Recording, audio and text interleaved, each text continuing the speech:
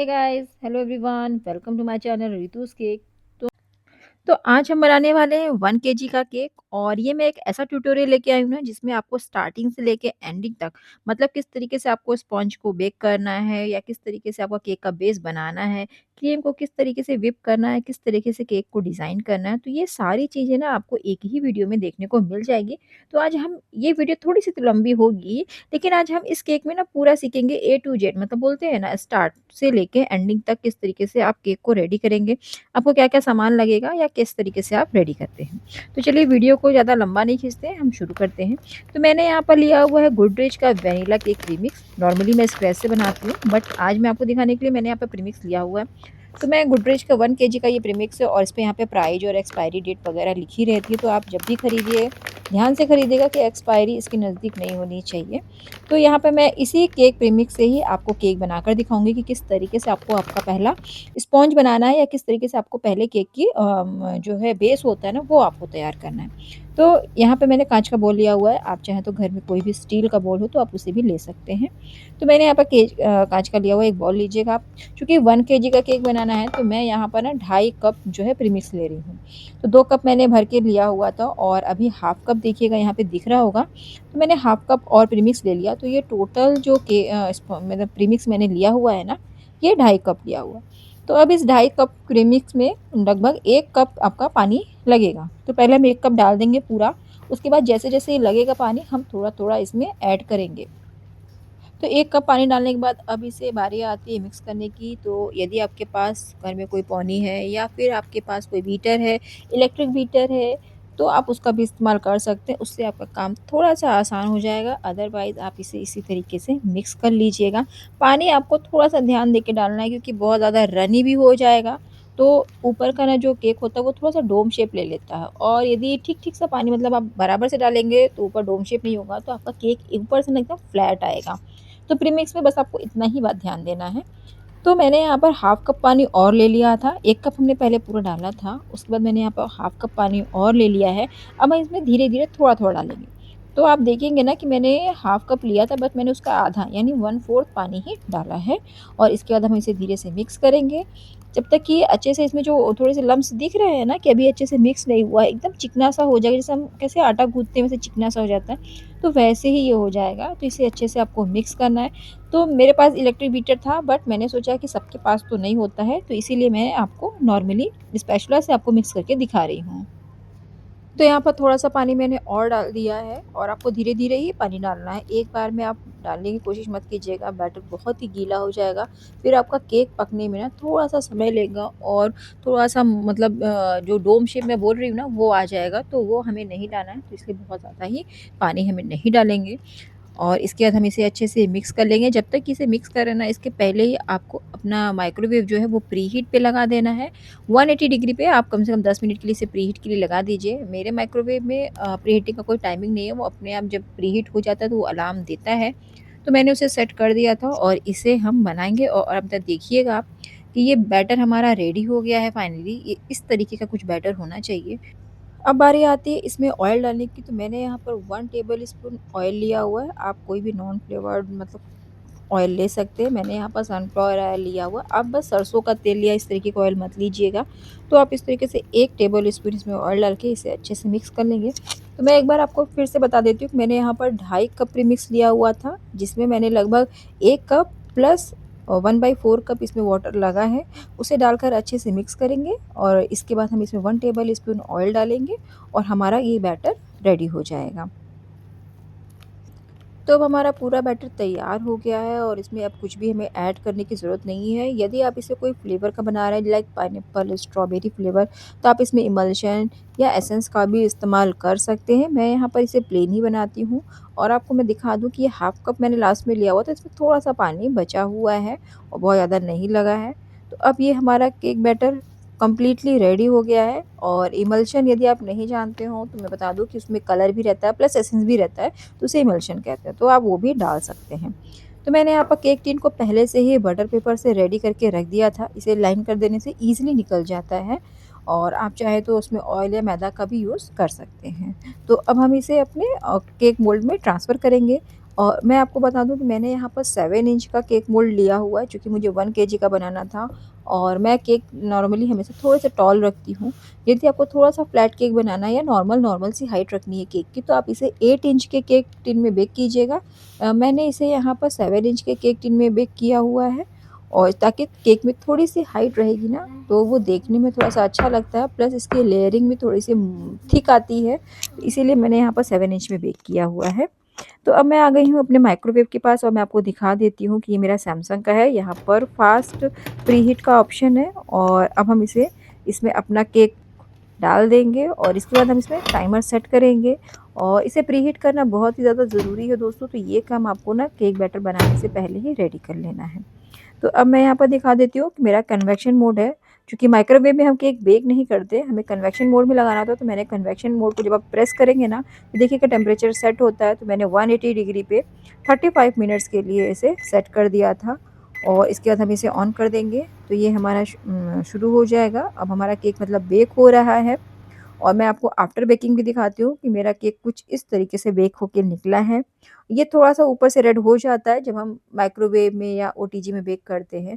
Normally जब हम कढ़ाई में या जो है तावे पे या कुकर में बेक करते हैं ना, तो हमारा ऊपर से इतना रेड जो है क्रस्ट नहीं होता है, बट इसमें जो है माइक्रोवेव में हो जाता है। तो अब मैं आपको दिखाती हूँ इसका वेट करके कि 2.5 कप यदि प्रीमिक्स था, तो आपके इस स्पॉन्ज का वेट 700 ग्राम्स आया हुआ है। और अब जब हम इसकी फ्रॉस्टिंग करेंगे ना, तो इसकी अप्रॉक्सिमेटली जो वेट जाएगा ना इसका 1200 ग्राम लगभग जाएगा। बट अभी इसमें हम इसके जो ऊपर से ये ब्राउन सा पूरा जो ऊपर से क्रस्ट दिख रहा है ना, मैं इसकी कटिंग करूँगी ताकि जब हम बेकरी वाला केक खाते हैं ना, तो दोस्तों तो उसमें देखिए एकदम पूरा व्हाइट सा स्पॉन्ज दिखता है। तो वो लोगों को बहुत ही ज़्यादा पसंद आता है, उन्हें इस तरीके का ब्राउन बिल्कुल भी पसंद नहीं आता है।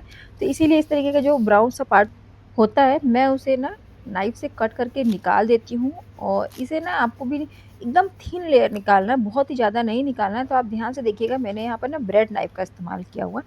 यदि आपके पास ब्रेड नाइफ़ नहीं है तो कोई बात नहीं, आप नॉर्मली घर में जो नाइफ़ होती हैं, जो शार्प होती हैं, उनका इस्तेमाल कीजिएगा, जिससे ना अच्छे से आप थिन लेयर निकाल सकते हैं। क्योंकि यदि आप थिन लेयर नहीं निकालेंगे तो आधा स्पंज तो आपका वेस्टेज में ही चला जाएगा। तो इसके लिए ना आपको ध्यान देना है कि आप एकदम थिन लेयर निकालिए, ताकि जो थोड़ा-सा ब्राउन सा पार्ट दिख रहा है वो आपके केक में नहीं आएगा, तो आपके केक का लुक अंदर से काटने के बाद भी ना केक बहुत अच्छा दिखेगा।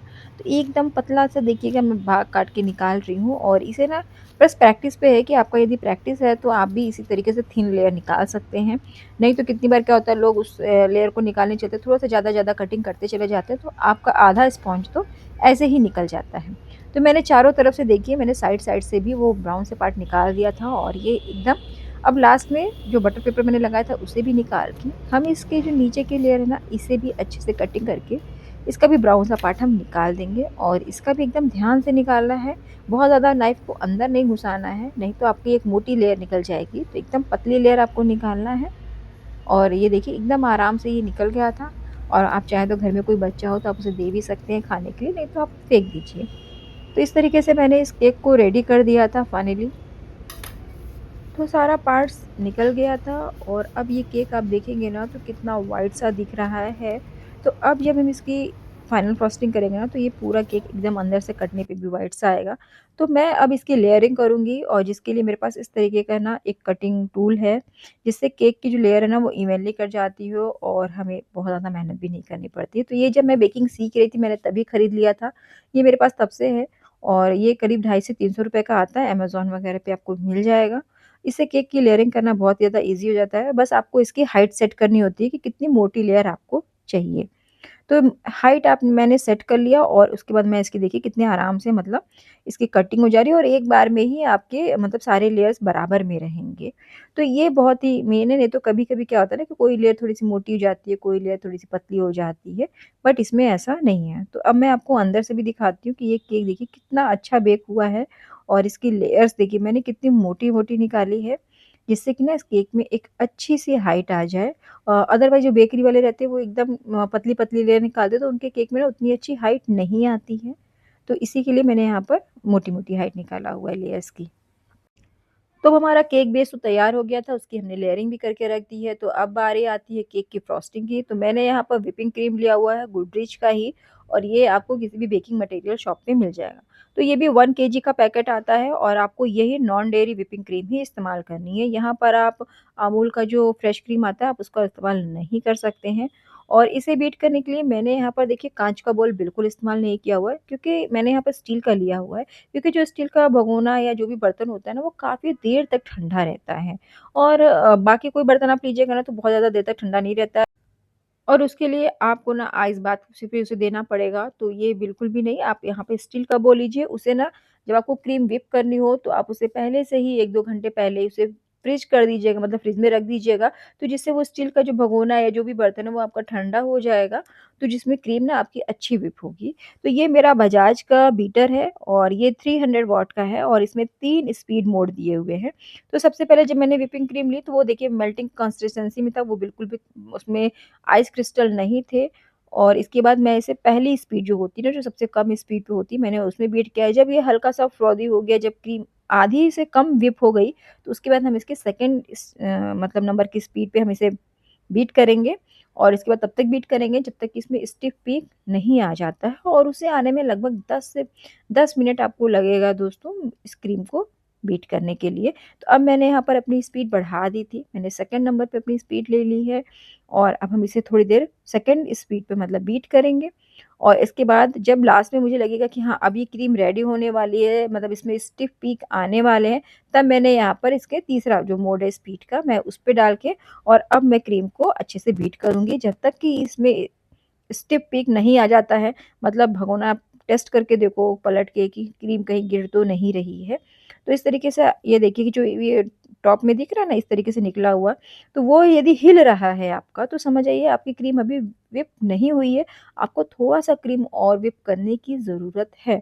बट यदि वो नहीं हिल रहा है तो आप मान के चलिए कि आपकी जो क्रीम है वो व्हिप हो गई है। तो मेरी थोड़ी-सी क्रीम और बची थी तो मैंने इसे और स्टिफ पीक लाने तक व्हिप किया।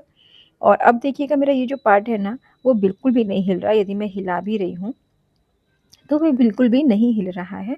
तो अब मान के चलिए आपका जो क्रीम है वो व्हिप हो गया है।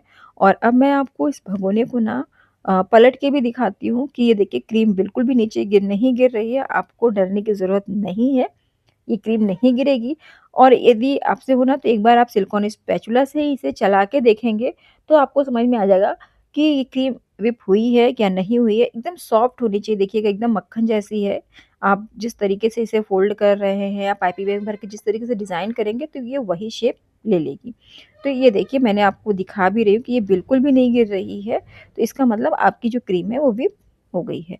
तो अब हमारी क्रीम भी व्हिप हो गई है, हमारा स्पॉन्ज भी रेडी है। तो अब बारी आती केक बनाने की, मतलब जो हमारा फाइनल स्टेज होता है, अब बारी है उसे बनाने की।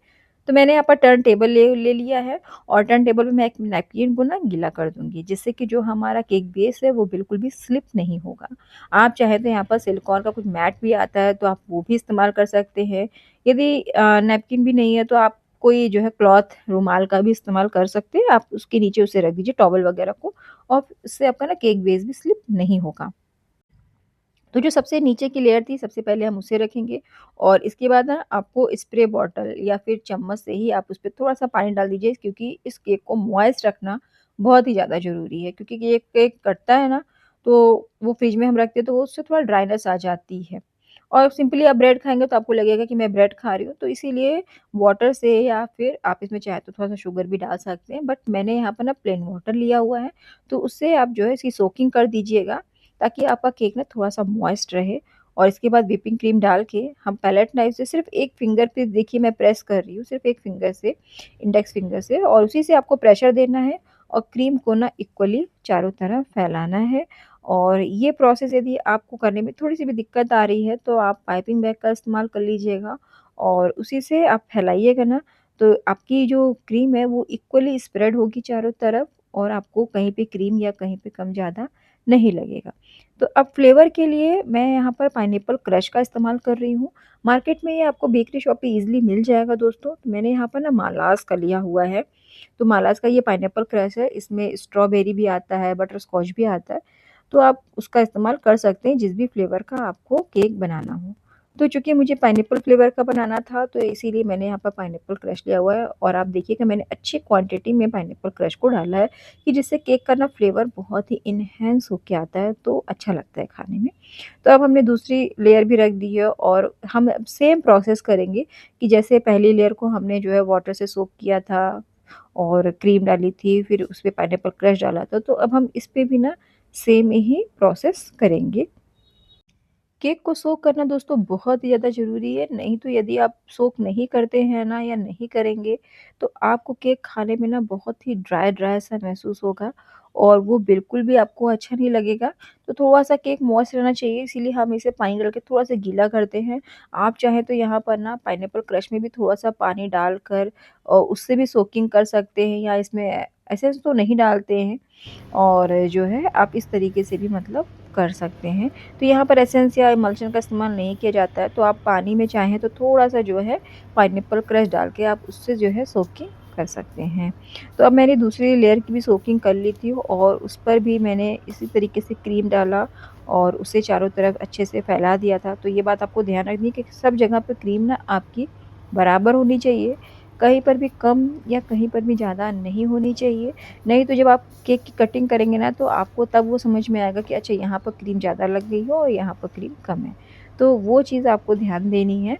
तो उसको डाल फैलाने के बाद ना मैंने यहाँ पर थोड़ा-सा पाइनएप्पल क्रश और डाल दिया और इसके बाद हम उसे भी पैलेट नाइफ़ से स्प्रेड कर लेंगे चारों तरफ से। तो यदि आपके पास टर्न टेबल नहीं है या पैलेट नाइफ़ नहीं है तो आपको घबराने की ज़रूरत नहीं है। धीरे-धीरे आप सामान लीजिएगा, एक बार में लेने की कोशिश मत कीजिएगा। उससे क्या होता है ना, हमें शुरू-शुरू में नॉलेज नहीं होती है तो हम बस सोचते सारा सामान हम खरीद लें उसके बाद हम बनाएँगे। तो ये आपको नहीं सोचना है, आप एक-एक सामान 2-2 सामान लेते जाइए और जैसे-जैसे आपकी प्रैक्टिस होते जाए ना, आप वैसे-वैसे सामान खरीदेंगे। तो उससे क्या होगा, आपके पैसे भी वेस्ट नहीं होंगे प्लस आपके घर में कोई भी मतलब एक्स्ट्रा सामान नहीं आएगा। तो तीनों लेयर को देखिएगा मैंने एक-दूसरे के ऊपर रख दिया था और अब बारी आती है इसके क्रम्ब कोट करने की। तो क्रम्ब कोट बेसिकली क्या होता है, जब हमारा तीनों लेयर लग जाती है ना तो ऊपर से हम इसे चारों तरफ से पतली क्रीम की एक लेयर लगा देते हैं तो उसे ही क्रम्ब कोट कहते हैं। तो मैंने यहाँ पर पहले साइड में लगाया है, तो इससे क्या होगा ना कि आप लगा देंगे और इसे थोड़ी देर के लिए आप फ्रिज में इसे ठंडा होने के लिए रख देंगे, तो इसके जो क्रम्ब्स हैं वो फाइनल फ्रॉस्टिंग में बिल्कुल भी बाहर नहीं आएँगे। तो मैंने पहले साइड में लगा दिया था और इसके बाद अब हम ऊपर भी जो है इस पे क्रीम लगा देंगे और जिससे कि हमारे क्रम्ब्स बिल्कुल भी बाहर नहीं आएँगे ना, तो हमारे केक में फिनिशिंग बहुत ही अच्छी आएगी और ये स्टेप को ना करना बिल्कुल भी मत भूलिएगा। या आप यूँ सोचिएगा कि मैं स्किप कर देती हूँ, तो ये बिल्कुल भी आपको नहीं करना है। आपको इसे क्रम्ब कोट करके 1 घंटे के लिए मिनिमम 1 घंटे के लिए आपको इसे फ्रिज में रखना ही है, जिससे इसके क्रम्ब्स ना सेट हो जाएँ। तो अब इसकी क्रम कोटिंग लगभग पूरी हो गई थी, मैं इसे बस फाइनल टचअप ही दे रही थी और यदि आप इसे क्रम कोट कर दीजिएगा ना तो इसके साइड्स में आप थोड़ा-सा क्लीन कर दीजिएगा किसी नैपकिन की मदद से, तो जिससे जब आप इसे फ्रिज में रखेंगे ना तो ये बहुत ही अच्छी फिनिशिंग के साथ मतलब आपका केक तैयार होगा। तो इस तरीके से आपको भी स्क्रैपर चला लेना है या आप स्क्रैपर की जगह नैपकिन का भी इस्तेमाल कर सकते हैं। तो मैं अब क्रम कोट मैंने कर लिया था और मैं आपको दिखाती हूँ कि इसका वेट अब लगभग कितना होगा। जब स्पॉन्ज मैंने बेक किया था तो मैंने देखा था कि आपने भी देखा था कि ये 700 ग्राम लगभग था। बट क्रम्ब कोट के बाद इसका वेट कितना आता है तो ये हम अभी देखते हैं। तो देखिएगा अभी से ही ये 960 ग्राम मतलब 966 ग्राम का हो गया है। तो लगभग ये अभी तो ये 1 केजी का लगभग होने का है। बट हम इसकी जब फाइनल फ्रॉस्टिंग करेंगे, इस पे डिज़ाइनिंग करेंगे या कोई भी डिज़ाइन करेंगे, तो इसका अप्रॉक्सिमेट जो है, जो वेट जाएगा ना वो लगभग 1100-1200 ग्राम हो जाएगा। तो ठीक है, उतना लगभग चलेगा मतलब 1 किलो से केक की जो वेट है वो कम नहीं होना चाहिए, ज़्यादा हो जाएगा तो चलेगा। तो मैं यहाँ पर फाइनल फ्रॉस्टिंग कर रही थी जिसके लिए मैंने यहाँ पर पाइपिंग बैग का इस्तेमाल किया हुआ है। आप चाहें तो यहाँ पर पैलेट नाइफ़ का भी इस्तेमाल कर सकते हैं बट यदि आप बिगिनर्स हैं और आपने इसके पहले कभी आइसिंग नहीं की हुई है या इसके पहले कभी भी केक नहीं बनाया हुआ है, तो आप पाइपिंग बैग में भर के ही केक की फ्रॉस्टिंग कीजिएगा, जिससे ना आपके केक में चारों तरफ क्रीम बराबर से अप्लाई होगी। नहीं तो क्या होगा ना कहीं पर क्रीम ज़्यादा और कहीं पर क्रीम कम लग जाएगी। तो इस तरीके से हम पहले केक के साइड्स में चारों तरफ से क्रीम बराबर से अप्लाई कर लेंगे। उसके बाद हम इसकी जो भी क्रीम हमारे पास बची रही है थोड़ी-सी है, उसे हम टॉप पे अप्लाई करेंगे। तो अब देखिएगा कि क्रीम मैंने पहले साइड्स में लगाई हुई है और उसके बाद ही मैं टॉप पे इस पे लगा रही हूँ। और यदि आप फर्स्ट टाइम आइसिंग कर रहे हैं ना, तो आप ये ध्यान रखिएगा कि गर्मियों का यदि मौसम है तो आप एसी चालू कर लीजिएगा, मतलब यदि एसी है तो ठीक है, अदरवाइज़ ना जो भी आपकी व्हिपिंग क्रीम है उसके नीचे ना एक आइस का कटोरा आप रख दीजिएगा, जिससे कि आपकी व्हिपिंग क्रीम ना मेल्ट नहीं होगी। और नहीं तो गर्मी से ना कभी-कभी हमारी क्रीम जल्दी से मेल्ट हो जाती है, और यदि ठंडी मतलब सर्दियों का मौसम है तो हमारी क्रीम होती है ना वो ड्राई हो जाती है। तो इन सब बातों का आपको ध्यान रखना है कि किस मौसम में आपको कैसा अपनी क्रीम को रखना है। और जिस समय आपको केक की फ्रॉस्टिंग करनी हो उसी समय आप क्रीम को व्हिप कीजिएगा। ऐसा नहीं कि आपको शाम में केक की फाइनल फिनिशिंग करनी है, फ्रॉस्टिंग करनी है और आपने मॉर्निंग में ही क्रीम को बीट करके रख दिया। नहीं, आपको ऐसा नहीं करना है। जिस समय भी आपको क्रीम मतलब केक की फ्रॉस्टिंग करनी हो, आप उसी समय ही जो है क्रीम को बीट कीजिएगा। जिससे ना क्रीम का एकदम परफेक्ट टेक्सचर रहेगा, तो उससे ना आपके केक में बहुत ही अच्छी फिनिशिंग रहेगी। तो अभी मैं पैलेट नाइफ़ की मदद से ही इस केक में बराबर से पहले जो एक्स्ट्रा क्रीम है, मैं उसे निकाल रही हूँ, बहुत ज़्यादा नहीं। एक बराबर से यदि आप प्रेशर लगाएँगे ना, तो आपके केक पे जो क्रीम है वो इक्वली स्प्रेड होगी। और यदि हर बार आप अलग-अलग प्रेशर से काम करेंगे ना, तो वो कहीं पर क्रीम कम, कहीं पे क्रीम ज़्यादा हो जाएगी। तो अब देखिए, मैं पैलेट नाइफ़ की मदद से बाहर की जो क्रीम है एक्स्ट्रा, उसको अंदर की साइड लेके आ रही हूँ और सेंटर में आके आपको छोड़ देना है। उसे एक साइड से पूरा दूसरे साइड की तरफ नहीं लेके आना है। आप ऐसा मत समझिए कि वो नदी का एक किनारा है और मुझे दूसरे किनारे पे आना है। नहीं, आपको बस साइड से जो है उसे सेंटर में लाके छोड़ना है। और यदि आपको आपके केक में फिनिशिंग चाहिए ना, तो मैं आपको एक सीक्रेट बताती हूँ। आपको इस तरह की ओएचपी शीट अपने पास रखनी है, और ये चूँकि बहुत ही लाइट वेट होती है ना, तो इससे केक में बहुत ही अच्छी फिनिशिंग आती है। तो आप इसका इस्तेमाल ज़रूर कीजिए, यदि आपको केक में एकदम परफेक्ट फिनिशिंग चाहिए तो। मैंने उससे भी आपको फिनिशिंग करके दिखाया, प्लस मैं इस तरीके का जो प्लास्टिक का स्क्रैपर मार्केट में मिलता है, ये कुछ अराउंड 30 रुपीज़ का आपको मिल जाएगा, तो इससे भी मैं आपको फिनिशिंग करके दिखाती हूँ कि मैंने जस्ट एक जगह रखा हुआ है और टर्न टेबल को मैं घुमा रही हूँ, और पूरी केक में फिनिशिंग देखिए आप साइड में। एकदम भी क्लीन आया है, मतलब कहीं भी आपको पता नहीं चलेगा कि इस पे मतलब किसी ने कुछ चलाया भी है या नहीं। और अब मैं पायलट नाइफ़ की मदद से जो भी मेरी एक्स्ट्रा क्रीम ऊपर साइड में आ गई थी ना, मैं उसे अंदर लेके, आप ध्यान से देखेंगे तो मैंने पायलट नाइफ़ को लाया और बीच में छोड़ दिया। बस मुझे वो एक्स्ट्रा क्रीम जो आपकी है वही निकालनी है, हमें और कुछ भी प्रेशर इस पे लगाने की ज़रूरत नहीं है। तो इस तरीके से मैंने प्लास्टिक स्क्रैपर की मदद से भी मैंने आपको बता दिया कि किस तरीके से आपको चलाना है, और मैंने ओएचपी शीट की मदद से भी आपको बता दिया। अब मैं आपको बताती हूँ कि ओएचपी शीट से आप किस तरीके से इस केक पे बहुत ही अच्छी फिनिशिंग ला सकते हैं। अभी पैलेट नाइफ़ देखिए, जहाँ मैं चला रही हूँ वहाँ पे आपको निशान मिल रहा है। बट यदि आप ओएचपी शीट से इस तरीके से फिनिशिंग करेंगे ना, तो आपको बिल्कुल भी पता नहीं चलेगा कि इस पे कुछ चलाया भी है या नहीं। आपको लगेगा कि वाओ! कितनी अच्छी फिनिशिंग आई है। आप ध्यान दीजिए। बस आपको इस बात का ध्यान रखना है कि आपकी ओएचपी शीट को ना आपको हर बार क्लीन करना है, ये बहुत ही ज़्यादा ज़रूरी है। नहीं तो जितनी बार आप क्लीन नहीं करेंगे ना, तो वही क्रीम बार-बार केक पे लगेगी और आपको बार-बार वो क्लीन करते रहेंगे, तो उससे केक में फिनिशिंग अच्छी नहीं आएगी। तो अभी आप देखिएगा, मेरा केक में एकदम अच्छी फिनिशिंग आई हुई है, और चूँकि मुझे इस पे साइड में डिज़ाइन भी करना था, तो अभी मुझे ये एकदम ओके-ओके लग रहा है कि मुझे अब इस पे और कुछ भी करने की मतलब ज़रूरत नहीं है। तो जब इस तरीके से हम टॉप पे मतलब क्लीन कर रहे थे पैलेट नाइफ से, इसे एकदम फिनिशिंग दे रहे थे, तो आप ध्यान देखिएगा कि मेरा जो टॉप पे है ना, वो थोड़ी-सी क्रीम नीचे की तरफ लटक सी गई है, फूल गई है। तो इसका मतलब है आपको साइड में ना एक बार स्क्रैपर और चलाने की ज़रूरत है, जिससे कि हमारी क्रीम जो ऊपर से मैंने थोड़ा ज़्यादा प्रेशर लगा देंगे ना, तो वो इसी तरीके से होगा। तो एक बार आपको साइड में और स्क्रैपर चलाने की ज़रूरत है, बहुत ही हल्के हाथों से आप चलाइएगा। तो अब आप देखेंगे कि एकदम सही हो गया है, कहीं से भी कोई गड़बड़ी नहीं है। मुझे एकदम ठीक लग रही है, मतलब इतनी फिनिशिंग ठीक है।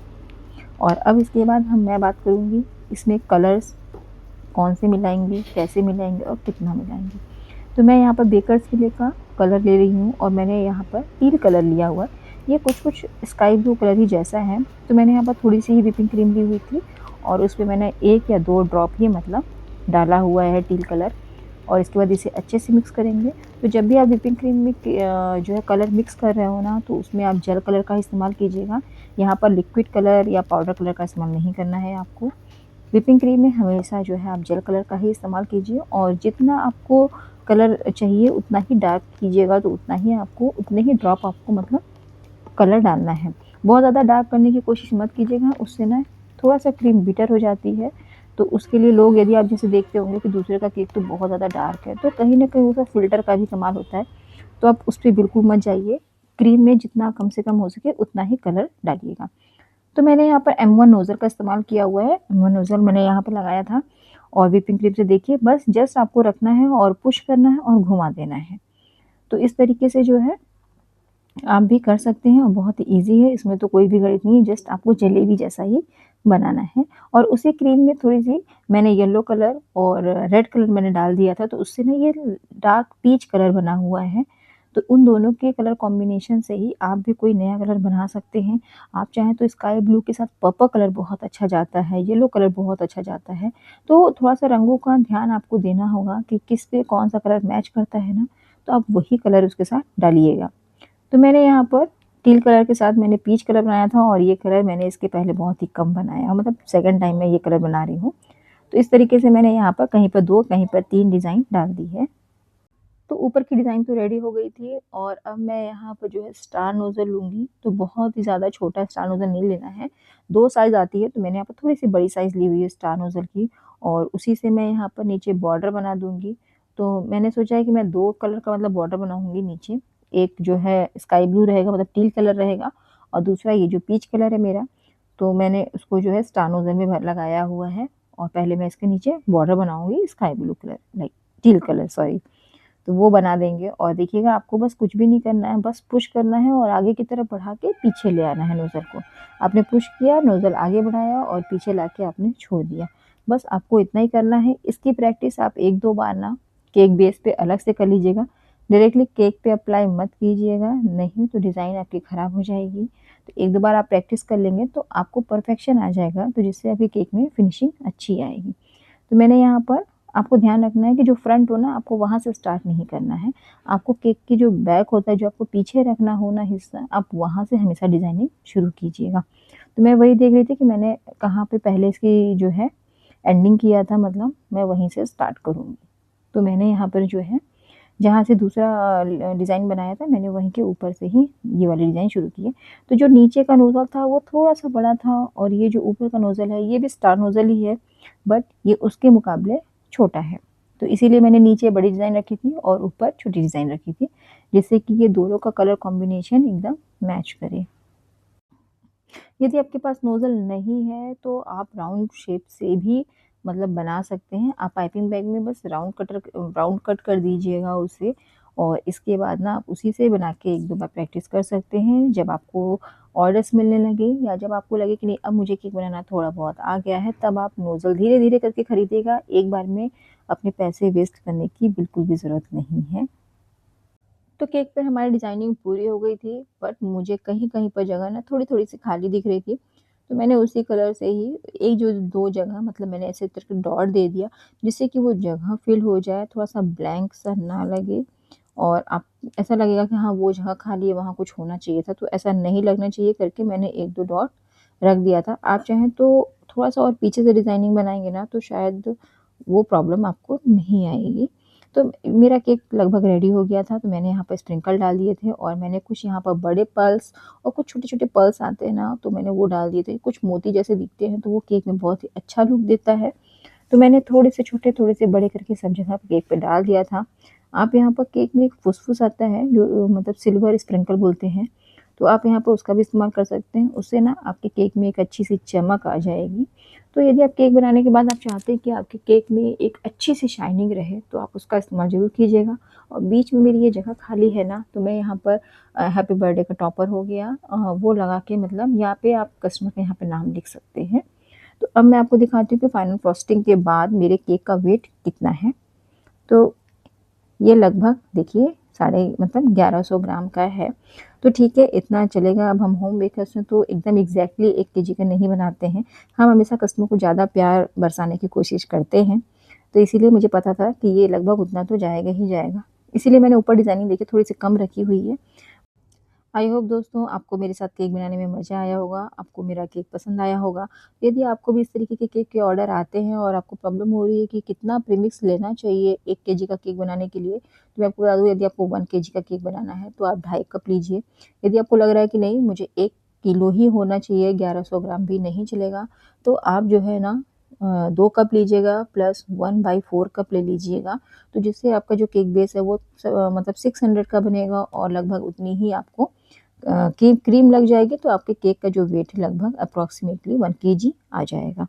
तो इस तरीके से आप भी कैलकुलेट करके निकाल सकते हैं कि मुझे कितने केजी का केक बनाना है, कि मुझे कितने केजी का प्रीमिक्स लेना चाहिए। मुझे इस केक में थोड़ी-सी कलर की कमी लग रही थी, तो मैंने यहाँ पर सोचा रोज़र्स हैं, तो मतलब फूली है तो क्यों ना इसमें थोड़ी-सी लीफ में डाल दूँ, जिससे कलर थोड़ा-सा और एनहांस हो जाएगा। तो मैंने यहाँ पर पाइपिंग बैग को ही लीफ की शेप में कट कर लिया था और जस्ट मैं कहीं-कहीं पर ही मतलब लीफ डाल रही थी कि बहुत ज़्यादा नहीं डालना था मुझे।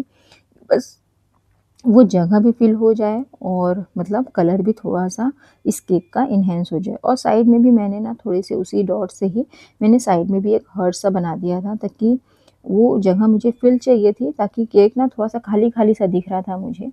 तो मैंने इस तरीके से आप भी कर सकते हैं। और इस टॉपर को जो था हैप्पी बर्थडे का, वो मैंने कस्टमर को ऐसे ही रख के दे दिया था कि जब वो केक काटे तब वो लगा सकते हैं। नहीं तो वो पेपर कटआउट होते हैं तो कहीं न कहीं सॉगी हो जाते हैं, तो अच्छा नहीं लगता है वो। तो इस तरीके से लीफ बनाने के बाद मुझे ना अब केक बहुत ही ज़्यादा सुंदर लगने लगा था। अब लग रहा था कि ये परफेक्ट है किसी भी ओकेज़न के लिए, क्योंकि किसी का बर्थडे या एनिवर्सरी भी हो तो वो कहीं न कहीं उसके लिए तो स्पेशल डे होता ही है। तो इसमें थोड़ा-सा और केक को सुंदर दिखने के लिए मैंने यहाँ पर एडिबल बटरफ्लाई का इस्तेमाल किया हुआ है और कलर को थोड़ा-सा मैंने अपोज़िट ही रखा हुआ है। मतलब मैंने उन 2 कलर्स के अपोज़िट में ही मतलब मैंने बटरफ्लाई ली थी। ये टील कलर, एक पर्पल कलर और तीसरा मैंने ग्रीन कलर का मतलब बटरफ्लाई लिया हुआ था। और इसको लगाने के बाद ना मेरा केक एकदम परफेक्ट हो गया था, बहुत सुंदर लग रहा था। और होप आपको मेरा ये वीडियो पसंद आया होगा। और यदि आपको ऐसे यूज़फुल वीडियो चाहिए तो मुझे सब्सक्राइब करना मत भूलिएगा। शेयर कीजिएगा अपने उन दोस्तों के साथ जिन्हें बेकिंग का शौक है या अभी जो बेकिंग करना चाह रहे हैं बट उन्हें प्रॉब्लम आ रही है, या कोई भी मेरे से टिप्स या ट्रिक्स चाहिए तो वो भी मुझे कमेंट करके ज़रूर बताइएगा। मैंने ये हैप्पी बर्थडे का टॉपर रख दिया है नीचे, मतलब केक जब मैं पैक करूँगी तो मैं उसमें नीचे डाल देती हूँ। प्लस मैं इसके साथ एक नाइफ़ भी देती हूँ कि जिससे कस्टमर आराम से केक को कट कर सके। और होप आपको मेरा ये वीडियो पसंद आया होगा। तो अब आपको भी कोई कन्फ्यूजन तो नहीं होना चाहिए, बट इसके बाद भी यदि आपको कोई कन्फ्यूजन है तो मुझसे कमेंट करके पूछिएगा, मैं ज़रूर रिप्लाई दूँगी। Hope you enjoyed my videos. Thank you for watching.